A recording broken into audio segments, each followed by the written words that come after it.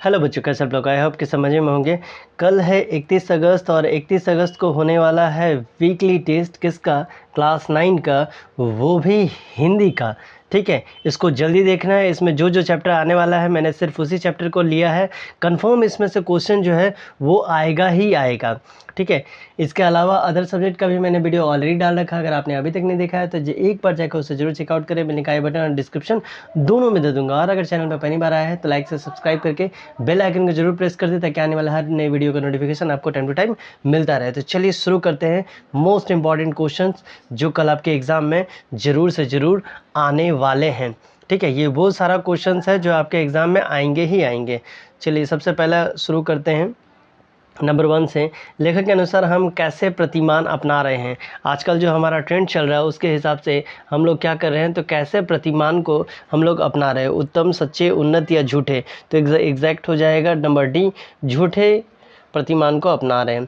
Number 2 में बोला गया है तिब्बत की धूप कैसी होती है? ठंडी, चमकीली, हल्की या कड़ी? अगर तिब्बत का धूप देखेंगे तो तिब्बत का धूप जो है वो अगर चैप्टर के हिसाब से आपको याद होगा तो कड़ी धूप होती है। इसके बाद तीसरा नंबर आपसे पूछा गया है लेखक के अनुसार हमारी संस्कृति अस्मिता का क्या हो रहा है? पतन हो रहा है, विस्तार हो रहा है, ये रॉ छूट गया, विकास हो रहा है या मजबूत हो रहा है? तो हमारी संस्कृति का धीरे धीरे पतन होता चल जा रहा है। चौथा नंबर में आपसे पूछा गया है किसे पहचानने के लिए आत्मज्ञान की आवश्यकता होती है? किसको पहचानने के लिए आत्मज्ञान का जरूरत पड़ता है? ईश्वर को, स्वयं को, मनुष्य को या संसार को? तो एग्जैक्टली ईश्वर को। ठीक है, ईश्वर को होगा? नहीं, स्वयं को होगा? ये भी नहीं होगा, तो मनुष्य को होगा। चलिए सही आंसर हो जाएगा नंबर डी, संसार को पहचानने के लिए। ठीक है, इसका और भी क्या आंसर हो सकता है थोड़ा बताइएगा जरूर। 5 नंबर है दुर्ग के एक भाग में किसने अपना बसेरा बना लिया था? भिक्षुकों ने, मजदूरों ने, यात्रियों ने या किसानों ने? तो इसका सही आंसर हो जाएगा किसानों के द्वारा अपना बसेरा जो है वो बना लिया गया था। 4 नंबर का मोस्ट प्रोबेबली, अब अगर सही आंसर आप देखेंगे तो ए नंबर इसका कर देना। ठीक है, ए नंबर का जो आंसर है वो ज़्यादा सूटेबल लगेगा। छठा नंबर आते हैं। छठा नंबर में इस पार्ट में वर्णित यात्रा लेखक ने कब की थी? 1922-23 में, 1925-26 में, 1929-30 में या 1930-31 में? यानी जो टाइमिंग था जब स्टोरी लिखा गया था वो कब का था और इनका यात्रा का? 1929-30 का ये यात्रा था। 7वां नंबर आपसे पूछा गया है अपनी झूठी प्रतिष्ठा बनाने के लिए हम किसे धोखा दे रहे हैं? आपका ऑप्शन है अपनों को, दूसरों को, देशवासियों को या विदेशियों को। तो हम किसी और को धोखा नहीं दे रहे हैं, हम अपने आप को धोखा देते हैं। ठीक है, किसी और को धोखा देने का जरूरत पड़ ही नहीं रहा है। इसके बाद इसको देखने के लिए थोड़ा सा इसको करना पड़ेगा छोटा, यानी जूम आउट करना पड़ेगा। कविता में कैसी जीवन शैली अपनाते हुए प्रभु को पाने का भाव व्यक्त हुआ है? कष्टदायक, सहज, अनुशासित या आरामदायक? देखिए, भगवान को पाना है तो आप इसको सहज रूप से भी पा सकते हैं। ऐसा नहीं है कि कष्टदायक जीवन शैली को अपनाएंगे तो ही हो पाएगा, खाली श्रद्धा मन में सच्ची होना चाहिए। 9 नंबर है नाव किसे कहा गया है? पानी में चलने वाला नाव को, घर को, संसार को या जीवन को? तो जीवन को जो है वो एज ए नाउ यहाँ पर में ट्रीट किया जा रहा है। 10वां नंबर क्वेश्चन है पार्ट में तिब्बत की राजधानी का क्या नाम है? तिब्बत, नेपाल, लहासा या इसमें से कोई नहीं? तो इस पार्ट के अनुसार देखेंगे तो तिब्बत की राजधानी का नाम है लहासा। 11 नंबर क्वेश्चन में दिया गया है उपभोक्तावाद की संस्कृति से हमारे समाज में कैसा प्रभाव पड़ रहा है? नकारात्मक, सकारात्मक या दोनों या इसमें से कोई नहीं है? देखिए, उपभोक्तावाद की संस्कृति, इसमें से सिर्फ और सिर्फ एक ही प्रभाव पड़ रहा है, वो है नकारात्मक। पॉजिटिव प्रभाव तो इसका पढ़ ही नहीं सकता। आगे बढ़ने से पहले आपसे एक रिक्वेस्ट है करता है, अभी तक चैनल को लाइक से सब्सक्राइब नहीं किए हैं तो जरूर कर लें और ज़्यादा से ज़्यादा शेयर क्या करें ताकि आपकी तरह आपके फ्रेंड को भी इसका फ़ायदा मिलता रहे। ठीक है, चलिए आगे बढ़ते हैं 12 नंबर क्वेश्चन में। 12 नंबर में बोला गया है मनुष्य भोगों का भोग कर किसका नाश करता है? ईश्वर का, धन का, दुखों का या शरीर का? तो हम लोग भोगों का भोग करके अपना शरीर का नाश करते हैं और किसी का नाश नहीं होता है। 13 नंबर क्वेश्चन है ललद्द किस भाषा की कवित्री है? हिंदी, बंगला, कश्मीरी या अंग्रेजी? तो ये कश्मीरी भाषा की कवि के रूप में जानी जाती है। ठीक है, इसके बाद 14 नंबर है दूसरी बार यात्रा के दौरान लेखक कहाँ ठहरे थे? गरीब झोपड़े में, निर्जन इलाके में, होटल में या इनमें से कोई नहीं? अगर आपको चैप्टर से याद है तो वो कहाँ पे ठहरे थे? गरीब झोपड़े में। ठीक है, अगर किसी भी तरह का पार्ट में कहीं भी दिक्कत हो ना तो आप मुझे कमेंट कर सकते हैं, मैं कोशिश करूँगा कि आपका कमेंट का आंसर दे सकूँ। ठीक, वो भी जल्द से जल्द। 15 नंबर है ललद्द की काव्य शैली को क्या कहा जाता है? वाक, दोहा, चौपाई या सवैया? मतलब ये किस स्टाइल में लिखते हैं? तो इनका लिखने का जो स्टाइल है वो वाक के नाम से जाना जाता है, काफ़ी पुराना स्टाइल में से एक है। 16 नंबर में है तिब्बत में चाय तैयार हो जाने पर क्या डालने की ज़रूरत होती है? चीनी, दूध, नमक, मक्खन या पानी? तो तिब्बत का स्टाइल थोड़ा सा अलग है, यहाँ पर मैं नमक मक्खन चाय में डाल दिया जाता है। 17 नंबर में है, तिब्बत में किसके बारे में कोई कानून नहीं है? व्यापार के बारे में, विवाह के बारे में, हथियार के बारे में या इनमें से कोई नहीं? तो आपको चैप्टर में याद होगा हथियार के बारे में, कोई भी हथियार लेके आसानी से घूर सकता था।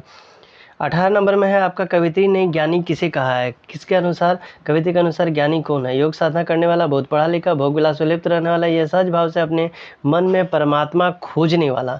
तो सही आंसर हो जाएगा ये वाला, सहज भाव से अपने मन में परमात्मा खोजने वाला। ठीक। 19 नंबर क्वेश्चन में दिया गया है, नेपाल तिब्बत मार्ग पर किस फौज का कब्जा है? तो भारतीय का, चीनी का, अमेरिकन का या जापानी का? नेपाल तिब्बत मार्ग बोला गया है, तो यहाँ पर मैं आपका चीनी फौज का जो होगा वो कब्जा होगा। 20 नंबर है, कैसी जीवन शैली हमारे समाज पे हावी होती जा रही है? पारंपरिक, आर्य जीवन शैली, नूतन जीवन शैली या इनमें से कोई नहीं?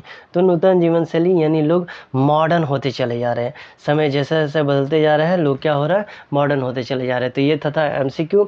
इसके बाद कुछ क्वेश्चन आंसर भी आपके रहेंगे, तो चलिए उसको भी थोड़ा सा देख लेते हैं। 21 नंबर में दिया गया है, जेब टटोली कौड़ी ना पाई, इसका भाव स्पष्ट करना है। तो उत्तर हो जाएगा भाव में, कवित्री कहती है कि संसार में आकर वो संसारिकता में उलझ कर रह गई है। मतलब संसार में जन्म किसी और उद्देश्य के लिए हुआ है, लेकिन इस संसार के मोह माया में बंद कर रह गई है। जब उन्होंने अंतिम क्षण में अपने जीवन का लेखा जोखा देखा, तो उनकी भक्ति का परिणाम स्वरूप उनके पास प्रभु को देने के लिए कुछ नहीं था, क्योंकि सारा समय तो भोग विलास में चला गया। अब उसे चिंता सता रही है कि भवसागर पार कराने वाले मांझी यानी ईश्वर को उतराई के रूप में क्या देंगे। अगर आप कहीं से नाव पार करेंगे तो नाव वाला को तो पैसा देना पड़ेगा, तो उसमें क्या दिया जाएगा? ख नंबर क्वेश्चन है, जाने अनजाने आज के माहौल में आपका चरित्र भी बदल रहा है, आप उत्पाद के प्रति समर्पित होते जा रहे हैं, इसका क्या अर्थ है?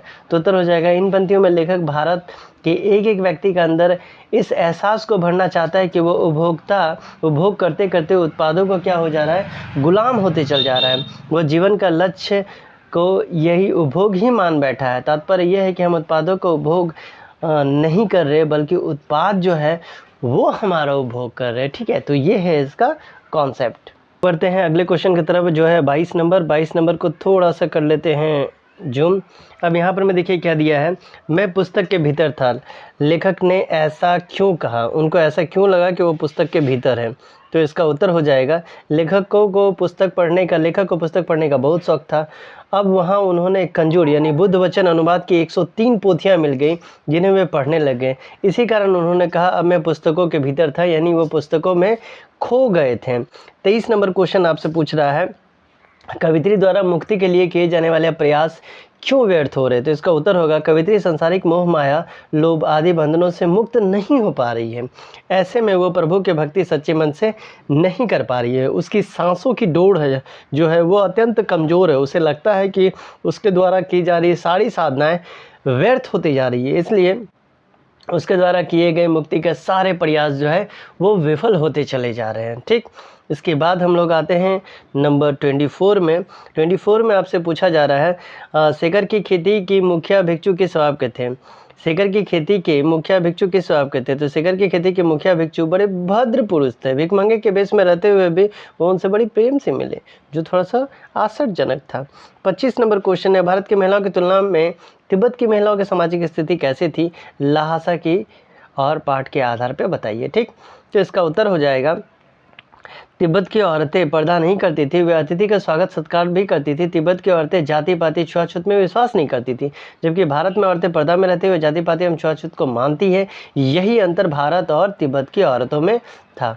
ठीक है, तो ये इतना ही क्वेश्चन था आपके लिए। आज 31 अगस्त यानी कल का जो एग्ज़ाम होने वाला है हिंदी का, वो भी क्लास 9 का। मिलते हैं अगले वीडियो में, तब तक के लिए bye bye and take care and all the best.